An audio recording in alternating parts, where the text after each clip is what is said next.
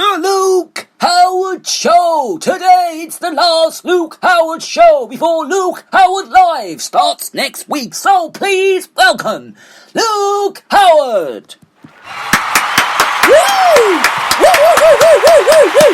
And it's the last show, we can either have an extra round of applause, which is right after this round of applause.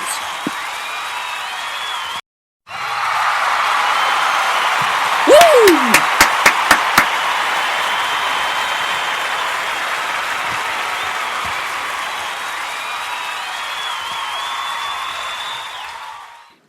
Good morning everybody, hope you're all well. It is Saturday the 5th of September. The Saturday shows are now back from today. Well, it's the Luke Howard Show today, and then from next week, of course, it is Luke Howard Live. It's just gone 10 o'clock, by the way, 10:05. Sometimes we start at 10, sometimes we start at 10:05. So today we started a bit later, so we're at 10:05 today, which is a nice time to start, because usually 10 o'clock, or sometimes it's 10 o'clock, sometimes it's 10:05. But also, if it's always 10:05, we'll always let you know. But, so from next Saturday, it's Luke Howard Live. Brand new show. Well, nothing's really much going to be changed, really. It's just going to be the name of the show. That's just going to be changed, really. It's still going to be the same. There'll still be the great musics and the chats and the entertainment and the news, but just with a different name. It's going to be called Luke Howard Live, with music, the chats, the entertainment, and lots more. That's Luke Howard Live. It starts next Saturday at 10 a.m. It's going to be great. But of course, we've got the last Luke Howard show today. No, I'm really upset though. I'm really upset it's the last Luke Howard show today. But don't worry, because from next week we've got Luke Howard Live. It's going to be a great show. It's going to be jam-packed with lots of things. And you'll have to wait and see, because I've got so much lined up for that show, including a brand new name and a whole lot more. So do join me from next Saturday at 10 for that. I'll remind you at the end of today's show. We'll be here till 10 to 11. That's 10:50, by the way, which is when we shall be here until today. From 10:05 until 10:50 is when I'm going to be here today. Then next week it's all back to all back to normal every Saturday, but just with a different name, Luke Howard Live. I thought the show needs a bit of a makeover. The Luke Howard Show's quite a boring name now, isn't it? It's getting a bit boring, the Luke Howard Show name. So we're going to change it all up. The show's going to have a makeover over the next week, and then it shall be Luke Howard Live from next week. So, what is coming up on the show? Oh, no. I am going to say how you can get in touch with Britain's Best Radio Show today. 07593 847 105 is the number to text or call. Do start with the word talk and your name, where you are from, what are you doing this Saturday? Because, of course, Saturday shows are all back to normal, of course, from now and, of course, next week. 07593 847 105 is the number to text or call. If you are texting, do start with the word talk and your name, as I just said, and where you're from. Or you can call that number 07593 847 105. Or you can use the emails. All the emails are back now. GaryJHoward68@hotmail.com, or there's 345 457 students.hrc.ac.uk. Or you can also find me on Instagram. It's the Luke Howard fan page. Or you can use the hashtags, hashtag Luke Howard, hashtag Luke Howard Show, hashtag one and only, and of course, hashtag listen to the Luke Howard Show. So do get in touch with Britain's Best Radio Show, because I'd love to hear from you, whatever you are doing. So, let's kick off then with talking about what's in the news today, because I have been doing my research, and the first story that we are going to talk about is, of course, our coronavirus bulletin, as I call it. So we're talking about the civil servants today that must get back to offices quickly.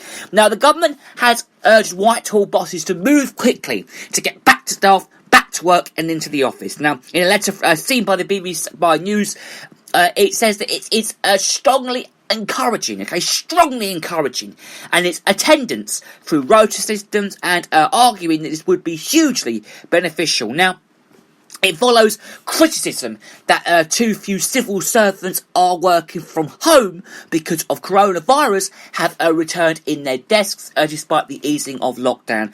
But the unions have described the government's attitude as outdated. Now, they say that most civil servants should accept to keep working from home until the end of the year, and that they fear an increased risk of catching coronavirus when back with colleagues. Now, the letter applies to staff in England, with those elsewhere in the UK expect to follow local guidance and they've got to continue working from home. Now, analyses of mobile phone data last month was suggested only 17% of UK workers had returned to the office, and the government was expected to launch a campaign to encourage people back to the workplace.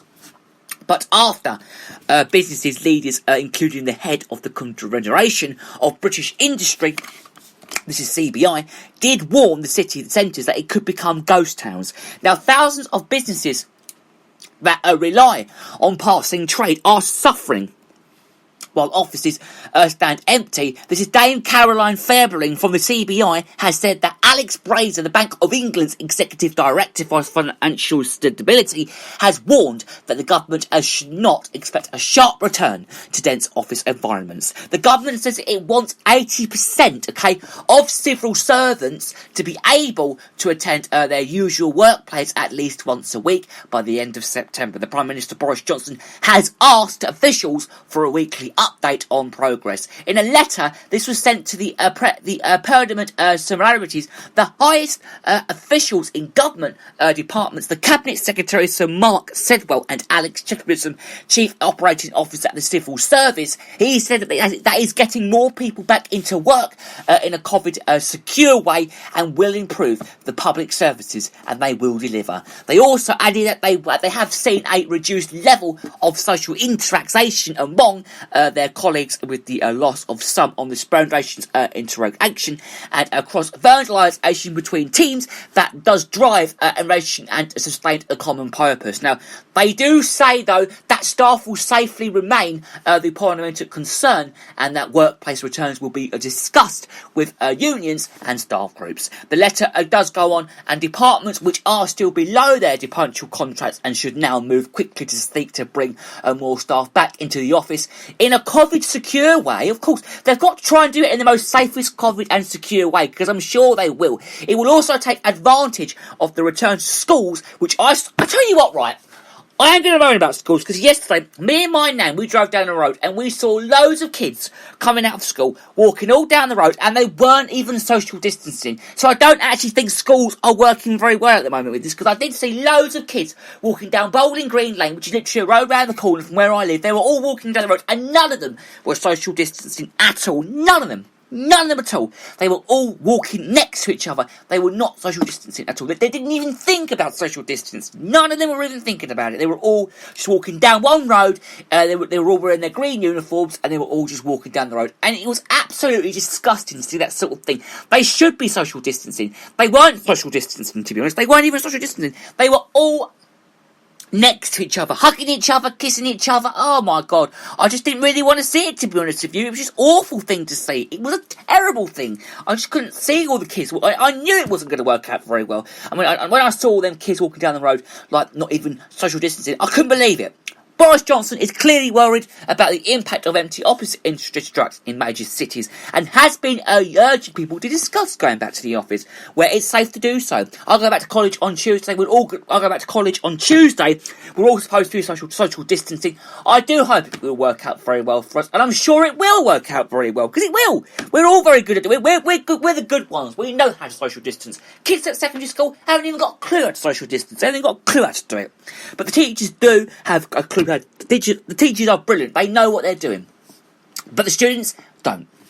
The leader, this is Dave Parliament accused. The teachers know everything about social distancing. They know what's going on. They will try their very hardest and their very best to keep their students safe. They will try their best, but the students do not social distance, and they won't social distance, and I know they won't. So Mr. Pennimanson said that one frustrating problem with the approach was that on a practical level, the government offices have a maximum capacity of around 50% because of coronavirus restrictions. The government's administration was efficient and effective, and the civil service was working very efficiently from home. Now, he told a radio programme that while he was not opposed to people coming back to work, he took issues from this top-down finger in the air approach from the government. Now, he added it was quite clear that this is really about virtual signalling to the private sector that was already supposed to be moving on. Now, and Mark Swareka, General Secretary of the Public and Commercial Services Union, said that he was prepared to consider the industrial action as the last resort if workers' health and safety were put at risk.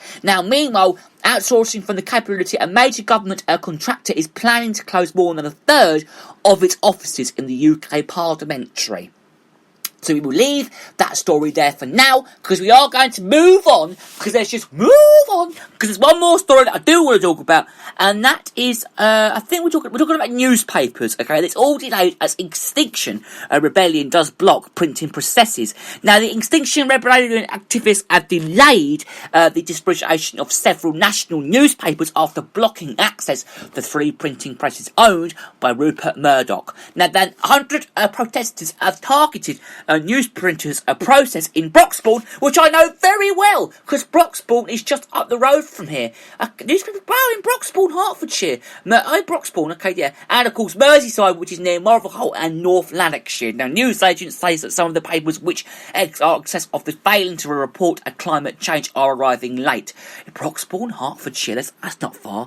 Now, the parties print the Rupert Murdoch owned News Corp titles, including The Sun, The Times, The Sun of Sunday, and The Sunday Times, and of course The Scottish Sun. They also print the Daily Telegraph and Sunday Telegraph, the Daily Mail and Mail on Sunday, and the London Evening Standard. XR use vehicles along with individual protesters cleaning themselves to structures to block roads to the presses. Now, vans were covered with banners including Free the Truth and Refugees are welcome here. Newsprinters also condemned the protests as an attack on all the free press, which it said that it had affected workers going about their jobs and others which are as news agents who faced the financial penalty. Now, thanks to other industry partners, printing was transferred to other sites. Now, Hertfordshire Police, which I know very well, the Hertfordshire Police and officers were called to the Great Eastern Road near the Broxbourne plant at about 10 o'clock. I know the Great Eastern Road very well, and this is where they found about 100 protesters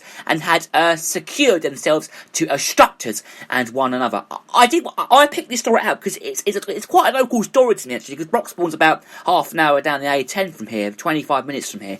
But at 6 o'clock BST, 13 arrests had been made, with police expecting more to follow, but delivery lorries had still been unable to leave the site to distribute papers. Now, Merseyside Police tweeted on Saturday. Today, the officers were still at a Knowsley plant. XR has accused the newspapers, and I know they've done this. I know a lot about this story. I know quite a lot about this anyway. But the onus of the Federal is to report on the climate and the ecology emergency, okay, and its correlated national debate. This is actually on dozens of social issues. Very interesting, that is. But the group has planned 10 days of action. And this is to demand the government declare a climate and ecological emergency. Now, on Thursday this week, more than 300 people were arrested during protests in central London. Now, meanwhile, the climate change protesters have been warned that the risk large fines is if they fail to comply with coronavirus rules. They are going to be banning gatherings of more than 30 people. The protestation of activists. Now, they set off from Brighton with a foot a week ago. Is due to march the final stretch to Parliament later today. The Met Office had risked assessments of the march in Westminster, and they did not meet the request standards and have banned XR from taking a 20-foot boat named after teenage activist Greta Thunberg to the streets of Westminster. There you go. Sounds very interesting, that story. Now, if you want to read more about that story, you can read it on the BBC News website, okay? Very interesting. Another piece of news here, we said that, didn't we? There's tests that could be picking up the dead virus as well, and Portugal quarantine rules are to come into force. And, of course, there are lots of other pieces of news on there as well. So, if you'd like to read more about the stories, then you can get it up on there, which sounds very interesting. Yeah, we know about them. Okay. Yeah, so we'll leave that story there for today. We'll talk more stories on Luke Luke Howard Live, which starts next Saturday at 10 a.m. So do join me for that.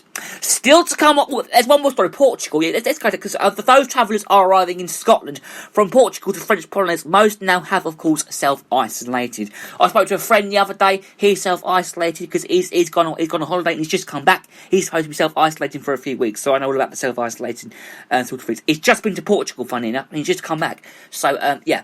So, still to come on the show today, then, on the last Luke Howard show today, we are going to be talking about